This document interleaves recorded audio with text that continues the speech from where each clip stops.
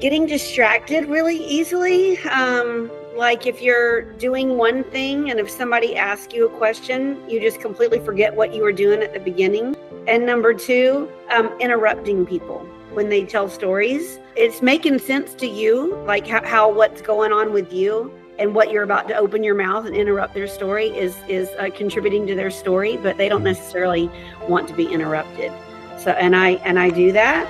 That's the second thing. And then the third thing, which is perhaps the one that causes me the most trouble in my life, is that Welcome everyone to another wonderful podcast and another wonderful day. My name is Eli Devonte and I'm here with Cindy Starke. Is that right, Starke?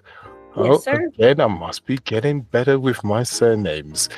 Cindy, I'm terrible with names, so I'm sorry if I call you Sarah or something else. You know, that's typical clueless Eli.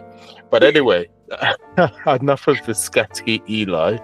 Welcome, Cindy. We're glad to have you here today. Thank you so much for having me. I'm really thrilled to be having this conversation with you this afternoon. I'm glad. And she's got herself ready for us, as we had a conversation before we came on. She says, this better be on video because I got myself ready. I said, yeah, of course it is. We're gonna be on video.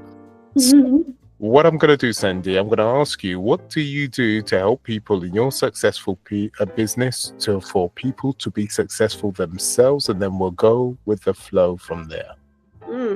Well, I could answer that so many ways, but, you know, I'm trained as a physician, so I'm an internal medicine physician. And I feel like how I help people be successful every day at the hospital is I empower them to make better decisions with their life and with their health. Don't just act like I'm the purveyor of health and take this bottle of pills and you don't have any responsibility whatsoever. It's just all in this bottle of pills, you know. And I just I'm really a cheerleader for people to really grab a hold of their health and make, you know, you have a chance to reset your hormones and reset your energy level and your focus every single minute of the day, just with basic things like what you eat and whether or not you go outside and move your body and things like that, you know?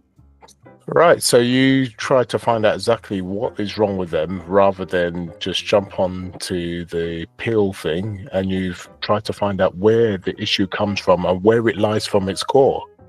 Yeah. And unfortunately, well, not unfortunately, maybe fortunately, it's really easy to tell with where I practice medicine. I work in hospitals, and, you know, if people have really poorly healing wounds and I can smell the cigarette, you know, smoke in their clothes from 20 feet down the hallway, that's the kind of things I tell them to do, you know, just really got to stop smoking so much if you want these wounds to heal, and you got to get up and move more, you know, if they're morbidly obese. And so it's pretty easy to tell the root cause, to be honest.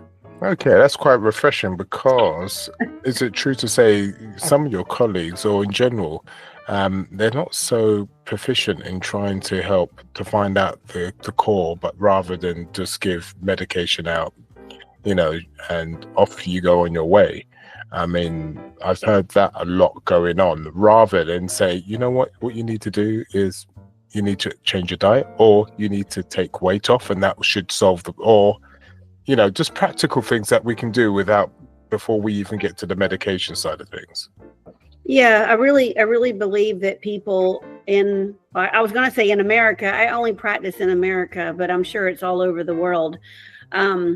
But they're just out of touch with their energy bodies and their soul, and they don't realize what they do every single day to make themselves just not even have a fighting chance, you know. And they just their body's kind of like falling apart in front of their eyes, and they have no idea what they're doing to cause it. And I feel like nobody is I know there's a big field here in America with public health, but I think they just focus on things like a food pyramid and vaccines and things like that, where I really go a lot deeper and more holistic than that, and just help people with movement and sunlight exposure and sleep and things like that, that people can really make huge, tremendous strides in their physical health just by remembering what our bodies need.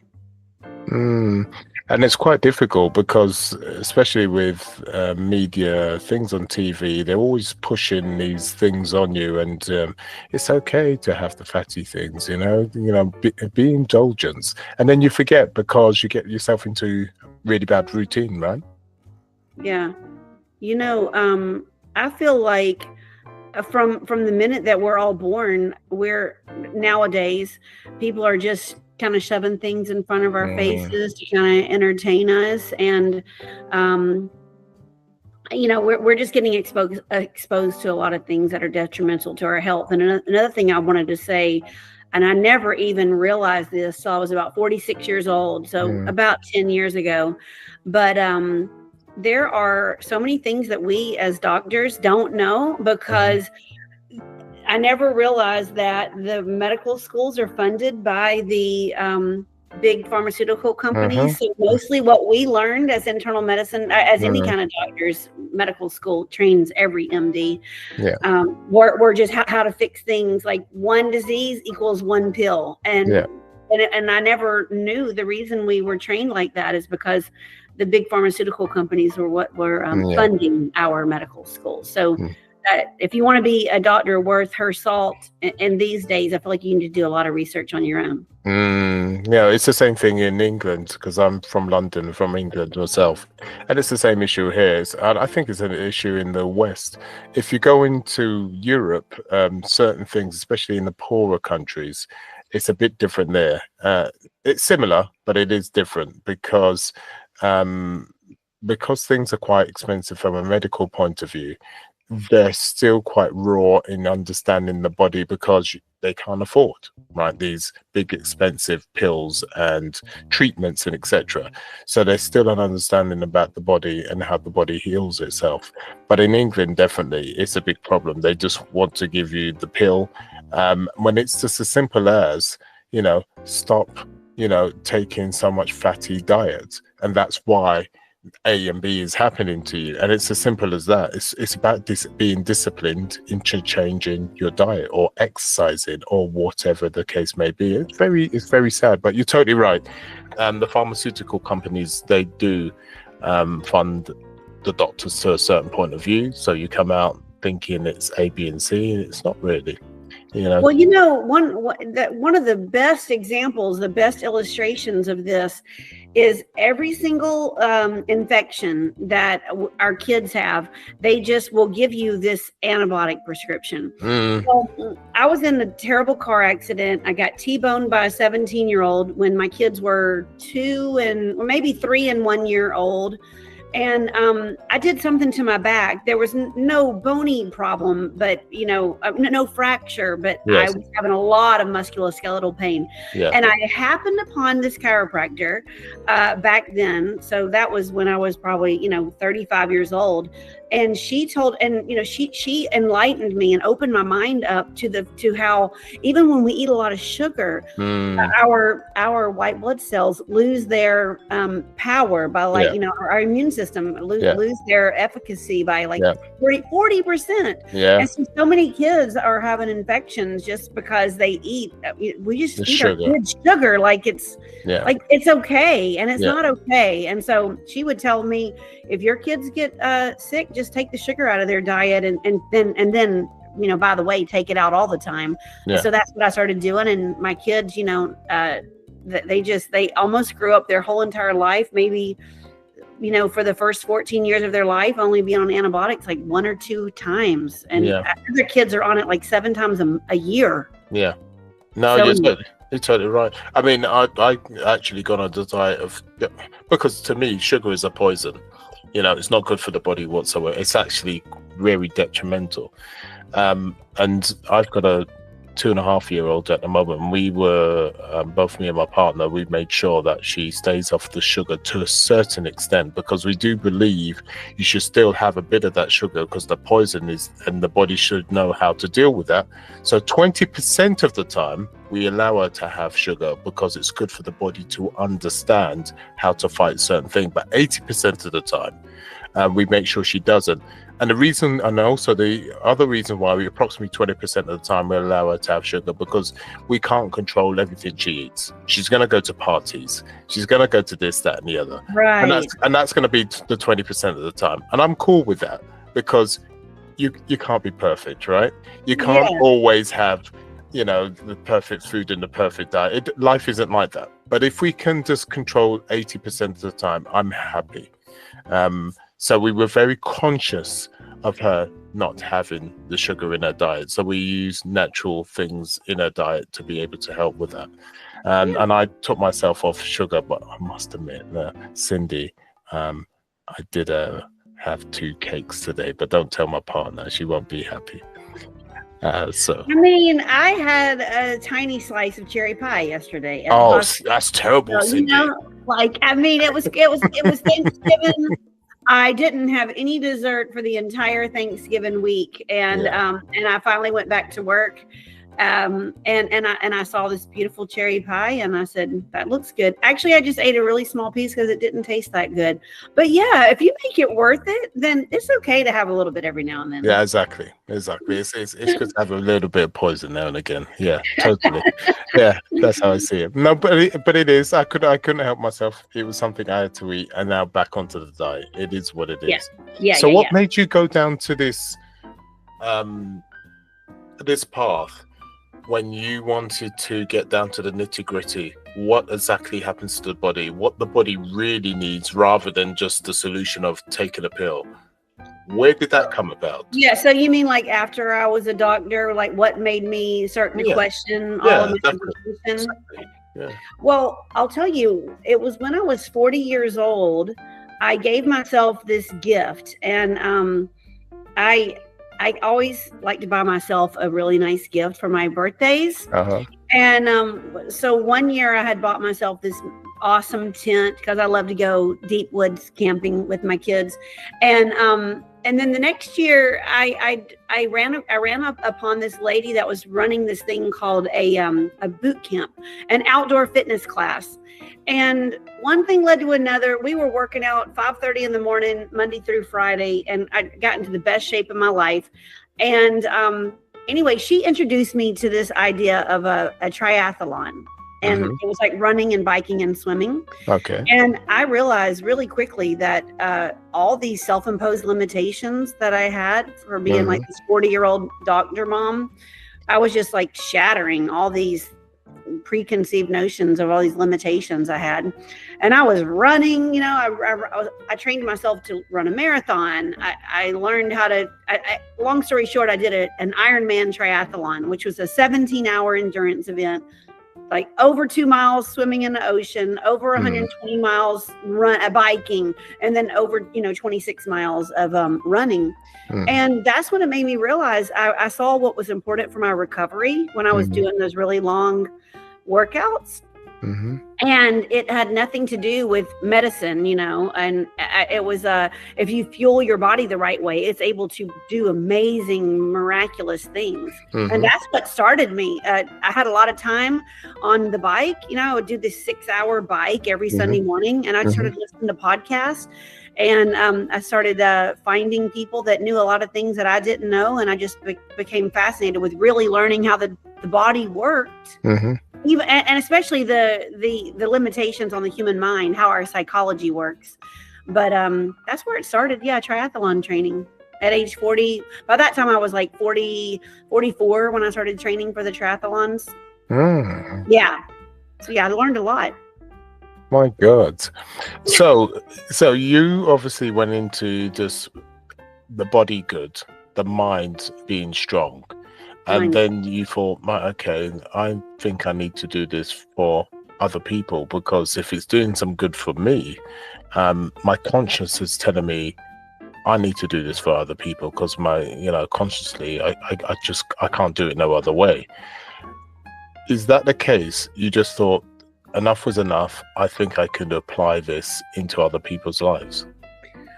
Yes, but also I will tell you, around that exact same time, I was, 44, and I was practicing in the hospital, because that's where I practice medicine. And there were a lot of people that were about my age that were dying of heart attacks. And, I'm like, why am I, a 44-year-old woman, here I am training for this Ironman triathlon, and these other people are dying of heart attacks, diabetes, and just poorly controlled high blood pressure. And it was like a lot of things, kind of like fell upon my consciousness. And I said, I really need to help people take their health into their own hands, because the state of health in America was it is just horrendous. It is. I can't quote you the exact rates. No, it's I don't the want biggest in the Western world. It's the worst Yeah. in the Western world. The heart attacks is the worst in the West. Everything is the worst. Unfortunately, in the United States, and it comes down to a lot of things, which that's another day for another podcast. Yes. But what I would say is, you're ADHD, are you not? Yes, I've recently been diagnosed with ADHD, and I would have never thought I had that. But my daughter is studying to be a psychologist, and she got diagnosed, and the medication changed her life. And she said, it's genetic, Mom, and I had to have gotten it from either you or Dad. And just watching how you, live in the world, I think I got it from you. So I want you to go get tested too. Wow. Okay. So I'm like, hey, I am not above going to get tested, because now that she told me what I'm doing that is like an ADHD person, I see it in my own mother. And so I think I see the pattern, and I have not gotten medicated yet, but I've gotten diagnosed with it. And I have to be honest with you, I was shocked, because I thought I was just a really high functioning, maybe a little bit neuroatypical, but I would have never thought I had ADHD. But do you need medication? Did you ever think it was a problem with whatever you were? No, and I will tell you, good point. I have learned to function very, very well in my life, and I do little things like I love writing out lists. I'm a major list writer, and so I love writing lists and scratching it off. I love setting timers and seeing how much I can get done in certain amounts of time. Yeah. And then it was really easy for me to tell what's the most easily productive hours of my day, are like between 7 and 10 a.m. So anything that's super important, I just do it first thing in the morning. And then I garner, or not, maybe that's not the right verb, but I protect my sleep really, really, I highly protect my sleep. So, it's, I think I have learned to deal with it without medication. And I am going to try the medication that the doctor is suggesting, but I don't know if I'm going to need it, or if I've already learned at age 55 how to function without medication. I'm just open to trying it out. What are your opinions on that? Well, if it wasn't a problem before and you've been able to navigate your life and it hasn't particularly been an issue, obviously we have issues within our life, no matter who we are. But in general, if you've been able to navigate your life in a way that you've been able to manage it, go forward, be successful, fail, then be successful again, and fail again, that's normal life. Then if you've learned to navigate it with the tools and function and express yourself and etc., why would you go down the stage of trying to be someone else by taking a medication? Yeah, I see what you're saying. And I will give you a caveat. When I went through menopause, unfortunately, at the exact same time I went through menopause, I also decided to leave my husband of 22 years. And I also decided I couldn't do full-time medicine anymore. So I went and retired. So it was 3 life changes, big life changes: menopause, divorce, and retirement.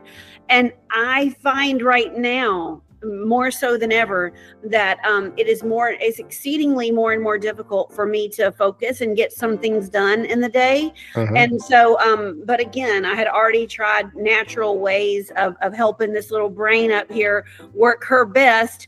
And so, and I have a psychologist, like a counselor that I talk to every week.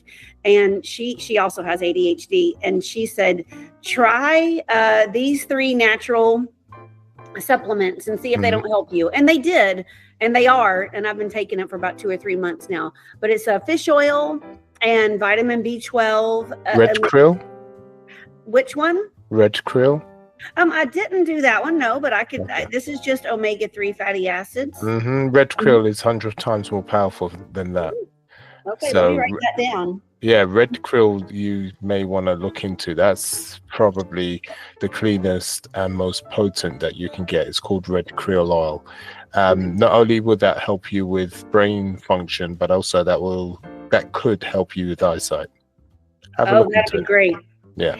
And then vitamin B12, like this really cool, I don't have to show it to you, but it's like a liquid elixir. And then some mushroom extracts like lion's mane. Oh, now everybody swears with lion's mane. Yeah. So anyway, those three things together are really helping. Well, there you go. Yeah. Do you need more? Do you need more help? If you do, then you do. If you don't, right. Then... Yeah, this has all been a brand new. I just learned about natural supplements to help within the last 2 or 3 months, and things are getting a lot better. So, and I just feel like we go through phases in our life, and I will try different things, but if I don't need it, I will not continue with it. Okay, so you said that you noticed traits in your mother too. So there's traits in you, traits in your mother. So what are those traits? Getting distracted really easily. Like if you're doing one thing and if somebody asks you a question, you just completely forget what you were doing at the beginning. That's one thing. And number two, interrupting people when they tell stories. It's making sense to you, like how what's going on with you and what you're about to open your mouth and interrupt their story is contributing to their story, but they don't necessarily want to be interrupted. So, and I do that. That's the second thing. And then the third thing, which is perhaps the one that causes me the most trouble in my life, is that, I just did it like 2 days ago. We were going to breakfast. We were supposed to leave at 9:45 a.m.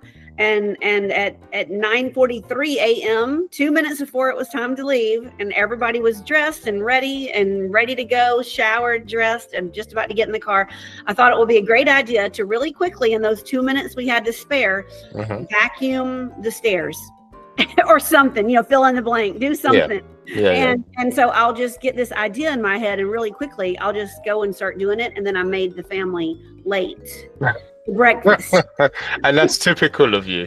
Yes, and my mother. Oh my God. And your mother is the same way. Oh my God. Well, at least that's funny. Not at the time for everybody else, but it's funny for us. Yeah. So we just texted that they told me, my kids told me to stop vacuuming. And so we didn't get too far off track. And then I realized I was also a little bit too low on gas to make me comfortable. So I stopped and got gas. And so we were only 4 minutes late to breakfast. I didn't think it was that big of a deal. But in other times of my life, if my kids aren't saying, Mom, no, let's stay focused, let's not do that, then I'll end up being like 10 or 15 minutes late. And sometimes that's acceptable and sometimes it's not. So I think that's one of the most detrimental habits that I have, or traits. Okay, so let's look back in hindsight then. So you obviously didn't know you was ADHD all these years ago, but if you go back, way back in the days, when you were a child, when did that manifest as a child? Now we've just spoken about those issues you've had. They're not negative, they're quite humorous, to be honest. So if you can go back as a child, way back in the days, what were you like as a child with your ADHD? Golly, that is going to be really hard to. You've got hindsight now. You've got hindsight, so you know what you're like now. So yeah, I guess I hate to say this, but I'm actually I'm just remembering how obviously I learned to work with it. Just like how I was just telling you a minute ago with the timers and the lists and all that stuff. I think it was just the hardest, the biggest way that I remember it manifesting itself is that like I would always have these really big standardized tests that I had to study for. And I would not be able to really focus. You always need to study like 2 hours a day for almost like 3 months for one of these tests. And it might be the SAT to get into college, or it may have been the GRE to get into grad school, or the MCATs to get into our medical school. And I know that we're talking like, I don't really feel like it's manifested itself until I was about 16 years old. Okay. I don't remember ever having a problem academically or otherwise before I was 16. But it would take me a long time to get focused enough to prepare for those tests. And I would always have to take those standardized tests. Most kids take them one time. I took those kinds of tests like 7 times. Oh, really? Because I would either flat out fail if it was a pass fail, or if it was a certain score I was looking for, I hadn't prepared enough the first time around, and I just didn't make the score that I wanted to make. So I just would take it over and over and over again. If I had something kind of like, the test itself, once I took it, then I realized maybe what I was lacking in preparing for. And so then I would just prepare again and again and again. And I think I'm the only person that did that. I don't know anyone else who took those tests over and over again like that, especially not 7 times. How did that feel at the time? At the time, I was, to be completely honest, I was so proud of myself for my tenacity. I just thought it was like unbelievable perseverance. I don't care. I don't care how many times I had to take it. If I'm trying to get a 1200 on this SAT to get a scholarship, okay, that's what I had to get. And I just thought it was awesome that I did not mind sitting on my butt for 3 hours at a time, 7 times, until my highest math and my highest verbal gave me a 1200, because I just said most other people would just give up, but I'm not giving up on myself. Cindy, that's amazing, because most kids would have given up, to be honest. Most adults would have given up after, number 3? Yeah. They'd be like, obviously my score is not going to get any higher. This is exactly. Let's call and throw in the towel. So where does that tenacity come from? I do not know. My dad has told me before. He said, I cannot believe the gumption that you have, Cindy. Because I'm the first person in my family to even go to college. Okay. And then after college, I went on to medical school and graduate school. I got 2 doctorate degrees. And he just said, I just don't know where you get that from. I mean, he's a tobacco farmer and an electrician. He grew up on a tobacco farm, and his trade was that he was an electrician. And then my mother, high school graduate, cuts hair for a living. And she just, they just neither one know. It didn't seem to have come from anyone that I knew of in my family. It was a de novo, like I was the first person that it came from. And I just would always gravitate toward really highly functional people. And I feel like if I was kind of running with the big crowd, the people that were academically where I wanted to be, I would always just push myself higher and higher up. Yeah. It's the same thing I see my kids do. Like they're tennis players and they're musicians, and they always partner, train up, they train with someone that's a lot higher skilled than them, and you just naturally get better. That's really good. That's my theory. So that's your fault then. Your kids are quite intelligent enough to say, well, I want to learn that skill, I might as well go and learn with the best. Yeah, that's right. Yeah, exactly. Yeah, exactly. That's wonderful. So you didn't see it really as a problem growing up. You seemed quite happy and just took it as it was and just thought, well, I'll just carry on. You didn't specifically see it as a problem, and you just got on with it. And as you said, you didn't get that trait from any of the rest of the family, be your mother, father, whatever. So obviously the stork dropped you as they were delivering you at the hospital.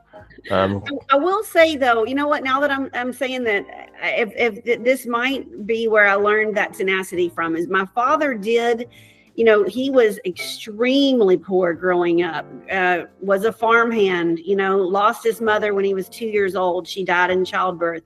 And the fact that he became an electrician and was working with AT&T, full-time job, where he ended up when he was like 25 to 30 years old versus where he came from, it was huge. I don't know how to word that, but improvement from his mom and dad, you know. They were poverty level. And he'll always tell the story. He never even brushed his teeth until he was 12 years old. They didn't have even clothes. Their clothes were burlap sacks that rice and beans were delivered in. They did not have toothbrushes or toothpaste. Really? They had a one wood burning stove for their whole house. And the fact that, you know, he went from that level of poverty to where we were. I mean, it was a tremendous improvement over his upbringing. So maybe I got it from my father on second thought. Yeah, it could be, because he really could have followed that on. You could have been in great poverty. He could have just settled, could have been the same sort of farmer and etc. And maybe he has great tenacity, because for him to go from one extreme to another, you need a bit of tenacity, right? And thinking, I'm not going to have my own family live like that. It's not going to happen. And because he had a different example from the example he wanted to give his family, he had to work his ass off because he didn't have the great example that he needed. So it could be.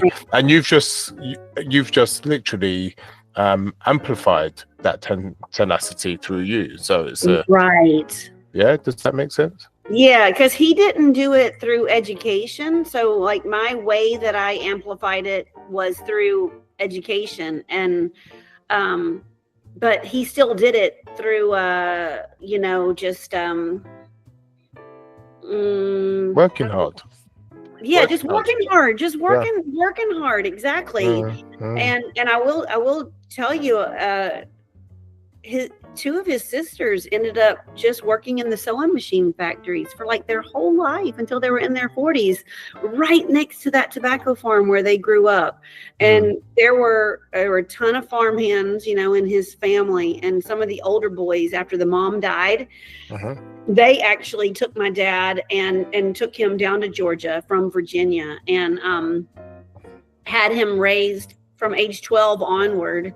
Had him raised with the mother that had passed away. She had a sister that couldn't have kids, and so my uncle took my dad to one of the childless aunts, and so I think that's what changed everything for my dad, just getting away from that poor farm life, you know. And I'm glad he did, because obviously you lived a different life, and then again you amplified, and your children lived a different life.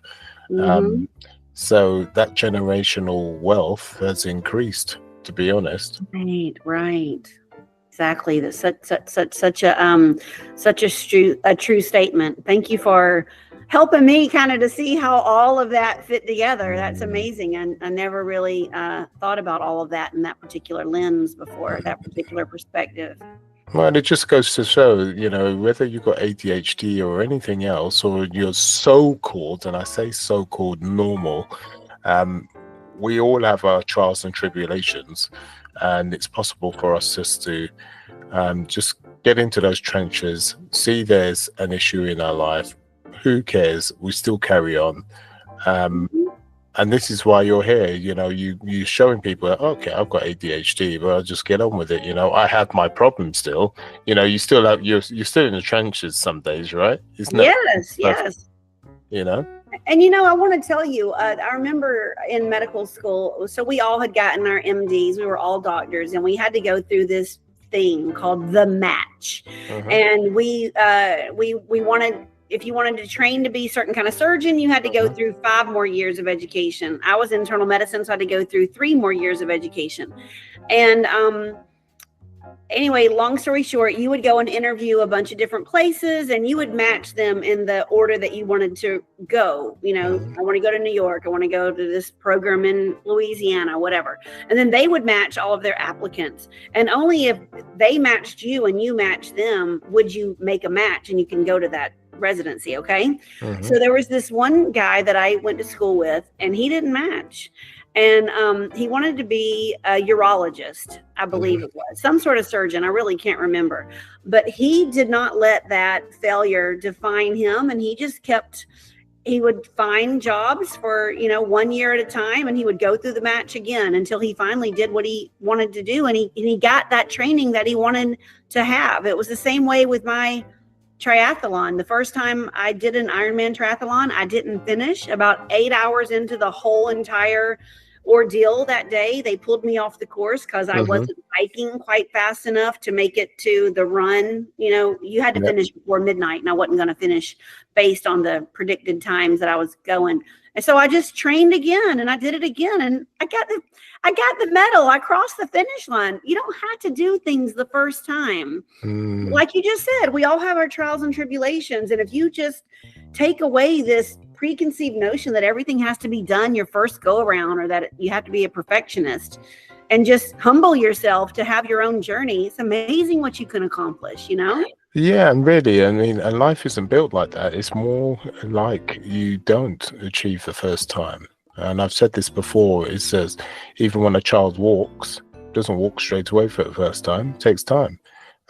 When you want to educate yourself in something, and you're studying something, you study and study again for you to be able to pass. When you want to teach your child something, you're not a perfect parent. You make a mistake and you go, oh God, I shouldn't have said that really. I should have handled it this way instead. And we're not perfect parents, and we're learning, and we get better because the first time was wrong. The second time, we could have done better. And the third time, that's much better. That's life. The life is about being better, and you don't go from A to Z overnight. You have the path you have to take to get better. So failing is an important part of the process. It's the most important part of the process. And to be honest, the way you did it and the way you're successful, you looked forward to the failure because you knew you had to fail to be able to be successful. Yeah, that's true. Yeah. I'll never forget my trainer, like my coach during the triathlon. He would, I would meet with him every single week and tell him how my workouts had gone. And if I had failed one of the workouts, he was so excited.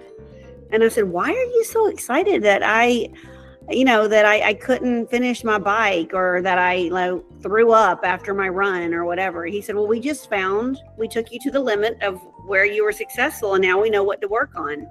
He was excited that I even didn't cross the finish line on that first triathlon that I tried. He said he broke it down, every single thing that I hadn't done. And the only thing that I hadn't done was memorize the turn by turn route of the bike, because I was going to be on the bike for 8 hours, and I did not even look at the map. I didn't even look at the route. I thought it was going to be very well marked. But the markings were like 5 miles apart, and there's a lot of hesitation between the time it took me to bike. So you couldn't fly consistently. You couldn't fly. Yeah, so the next time I did it, I drove the route in my car, and I drew it out on a piece of paper, and I took the map on a sheet of paper, and I put it in between my handlebars in a Ziploc bag, and I looked at it, and I knew exactly how to go. And if I would have done that the first time, I wouldn't have even failed that first time. So yeah, you're right. You need to look forward to the failure because it tells you what you need to work on. Yeah.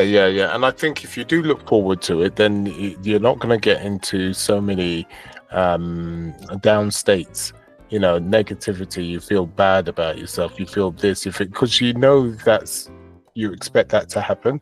Yes, you don't want to expect that you're failure. You don't want to expect that you're going to fail all the time. But the thing is, just to know that it is part of the process, then when you do fail, you're more likely to find out where the lesson is.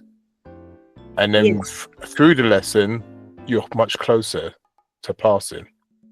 Right. 100%. So I think if we both teach our kids that, and this whole generation that are kids these days learn that, then the world will be a lot better place.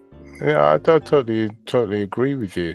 So when it comes to your business, and you're helping people, do you just help them within the clinic setting? Do you help them one-to-one? Do you help from speech? You go to a community and you come across in groups and you do a speech, or a corporate? What do you do within the business? I kind of have a lot of things going on in my life right now. And one of the things that I do, I do about 3 or 4 things. One of the things that I do is that I'm a doctor in a hospital setting only. Okay.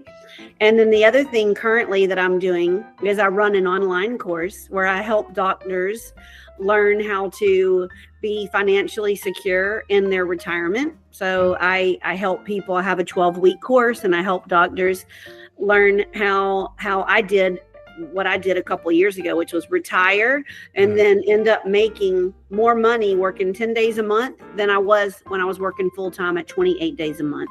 Wow. And it's just through a bunch of different things. So that's a one-on-one and group setting. I do some one-on-one calls with them, and then I lead trainings on my Facebook group live every Monday, and and then I run retreats in my home and in the woods. I get small groups of women together, and we do like holistic wellness retreats where I cook for everybody, and we have campfires, and we do yoga and meditations and all this kind of stuff. So yeah, I just do a lot of things. I want to speak to groups. I want to be a public speaker. Right now I'm doing it all virtually. I do end up getting opportunities to talk to groups of medical professionals more often than anything else, but I am actively trying to find other ways to help people learn from everything that I have gone through in my life. I understand, and it's the same thing with me. It's trying to help as many people and get on a platform where you can do so, right? Right. Okay, so if there was one thing, just one thing out of the many, many great things you know, that you could say to the listeners, what is that one thing to help the listeners with that great knowledge that you have? Well, I wrote a book about my failure at that Ironman. Hold on. You did not tell me about a book. Oh, sorry. You kept that to yourself. So let's talk about the book. So when ago did you write that book? So I wrote it in, goodness, I feel like I wrote it in 2020. You know what? To be completely honest with you, I cannot remember exactly when I wrote that book. I don't know. There was a lot of things that happened in my life here recently, and so I'm having a hard time pinpointing exactly when I wrote it. But it was a few years ago when I failed that triathlon and that Ironman. And then I said to myself, I am not going to let that failure define me. I'm going to cross that finish line. I'm going to get that medal. I've been training for 2 years to do this thing. And so I repeated my training. It's like 8 weeks of a really intense, it's called the build. You build up to being able to learn, to be able to have your body be able to exercise for 17 hours in one day. And then you do a taper. So I wrote a book about it. It's called From Fear and Failure to the Finish Line. And it's on Amazon. And yeah, that's what my book is about. It's about how, and that's my thing I want to tell your listeners. What I learned with that triathlon is that no matter how big your dream is in life or whatever your goal is, if you can break it down into small enough pieces, you can do anything you set your mind to. And you can't give yourself a certain timeline either. Like you can't say, well, I have to have it done by 6 months from now, because the universe might have a different plan than that. So yeah, that's what my one takeaway is, that no matter what you want to do, you can do it if you break it down into small enough pieces. Okay. And do you help people, for instance, online? Let's say via Zoom call, do you do anything like that? Yes, I do. I do one-on-one and group coaching programs with just unleashing the power of the subconscious mind. I've also, in the middle of all of that I've gone through over these past few years, realized the power of the subconscious mind. And so I got certified in this method. It's called the trauma release method, but you go through everything that's caused you limitations in your life, whether it's parental programming, societal programming, educational programming, or any kind of trauma that you went through. And you help break off the limitations that has caused in your subconscious mind. And I do that on a one-on-one basis and a group. That sounds amazing. So what we'll do, we'll make sure we put a link to your book so people can get that if they feel it resonates with them. So that's great, Cindy. Thank you for your time. I really appreciate you coming on here. It was amazing, to be honest. I learned a lot. Thank you. I really appreciate you finding me out. I don't know how you found me, but I really am. And you just emailed me one day and asked if we could talk. And I was so excited for the opportunity. So thank you for being patient and making this all work this afternoon. It's our pleasure, for sure. It's our pleasure. And good. We may have to have another chat because it was really that fun. So I would love it. That would be nice, wouldn't it? Yes, we can do it whenever you want to. Okay, so listeners, so as always, you can see how this wonderful lady has, from her heart, has got the best wishes for you. You know, she wants to make sure that you're well from a holistic point of view, you know, not always popping a pill, but finding out from the core exactly what is wrong and then taking responsibility for yourself so you can make yourself better, or it may not be perfect, but it can improve your health instead of going down the rabbit hole with a pill.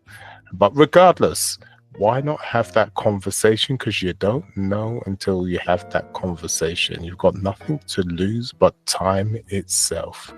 And as you can see, Cindy will never give up. She's constant, she's stubborn, and she's ruthless. That's right. That's right. But no, seriously, if she resonates with you, she's a beautiful woman to have that conversation with, and you just never know. She may put you in the right path of being healthy. So with that said, Cindy, thank you once again for your time. You're so welcome, and thank you again for having me. And sayonara, everybody else. And just subscribe, like, and everything else if you found value, and speak to you next time.